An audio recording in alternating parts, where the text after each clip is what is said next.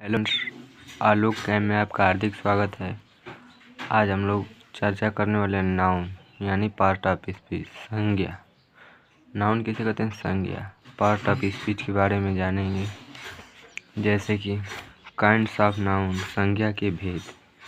आज हम लोग पढ़ने वाले हैं इन सबको एक डिटेल में। Proper noun, common noun, collective noun, material noun, abstract noun, इन सबको एक एक करके देखिए। प्रॉपर नाउन यानी व्यक्तिवाचक संज्ञा, कॉमन नाउन यानी जातिवाचक संज्ञा, कलेक्टिव नाउन यानी समूहवाचक संज्ञा, मटेरियल नाउन यानी द्रव्यमानवाचक संज्ञा, एब्स्ट्रैक्ट नाउन यानी भाववाचक संज्ञा।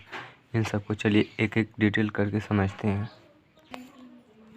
प्रॉपर नाउन यानी कि व्यक्तिवाचक संज्ञा, इसका इंग्लिश में डिफिनेशन होगा the name of a particular person, place और thing in now as a proper noun. यानी एक बार मैं फिर से इसको रिपीट करता हूँ। The name of a particular person, place और things in now as a proper noun. इसको हिंदी में बोलेंगे, किसी व्यक्ति, वस्तु, स्थान के नाम को व्यक्तिवाचक संज्ञा कहते हैं। यानी बोले किसी व्यक्ति, वस्तु, स्थान के नाम को व्यक्तिवाचक संज्ञा कहते हैं। कुछ एग्जाम्पल्स के तौर पे आपको समझ में आ जाएगा। एग्जाम्पल्स देखिए, जैसे सोहन कोई नाम हो गया, मोहन कोई नाम, आलोक कोई नाम, दिल्ली कोई स्थान हो गया, हरियाणा कोई स्थान। यानी किसी व्यक्ति, वस्तु, स्थान के नाम को व्यक्तिवाचक संज्ञा कहते हैं। समझ में आ रहा है ना?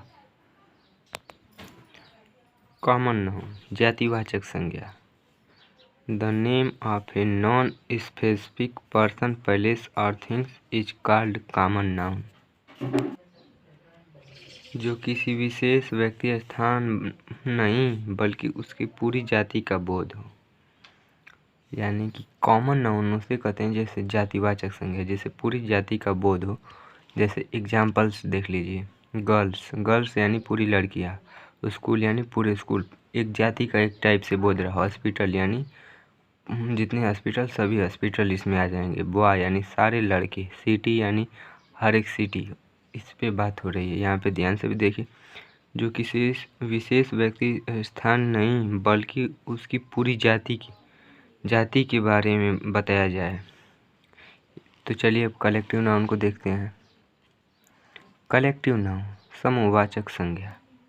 जैसा कि आपको पता चल रहा होगा कि इसमें समूह की बात होगी, जिससे एक ही तरह के व्यक्तियों या वस्तुओं के समूह का, जिससे एक ही तरह के व्यक्तियों या वस्तुओं के समूह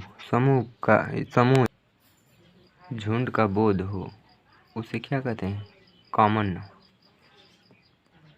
उसे कलेक्टिव नाउन कहते हैं। देखिए, जैसे a noun that refer to a group, a non specific person, place और थिंग्स, वर्ग, क्लास, भीड़।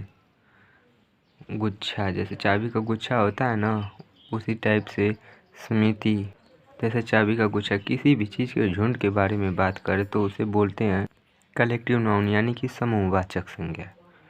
तो चलिए अब हम लोग बढ़ते हैं आगे, मटेरियल नाउन। तो देखिए, मटेरियल नाउन किसे कहते हैं, इसको अच्छे से देखिएगा।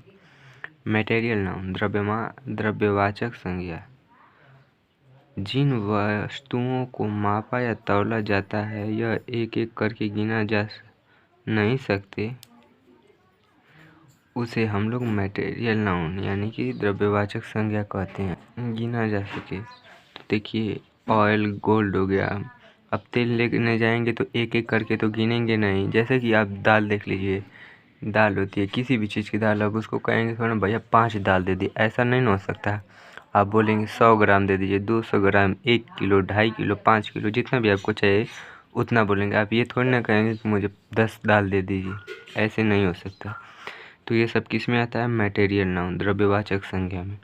तो चलिए लास्ट देखते हैं क्या है, अब्स्ट्रैक्ट नाउन यानी भाववाचक संज्ञा, जिसे हम लोग ना छू सकते हैं, ना देख सकते हैं, सिर्फ महसूस करते हैं, इसे बोलते हैं एब्स्ट्रैक्ट नाउन यानी भाववाचक संज्ञा। That can only be felt and can not be seen और टच। एग्जाम्पल, ईमानदारी को आप क्या कर सकते हैं? महसूस कर सकते हैं। ना देख सकते हैं, हम केवल हम लोग महसूस कर सकते हैं। ऑनेस्टी यानी हम सच्चाई, हैप्पीनेस यानी हम लोग खुशी को अपने महसूस कर सकते हैं, देख थोड़ी ना सकते हैं। इसी प्रकार से अब्स्ट्रैक्ट नाउन होता है भाववाचक संज्ञा। तो आज हम लोगों ने इसको कंप्लीट कर लिया। तो वीडियो कैसा लगा, अच्छा लगा हो तो लाइक करें, चैनल पे नए हैं तो सब्सक्राइब कर लीजिए, ताकि ऐसे ही नॉलेज और वीडियो के लिए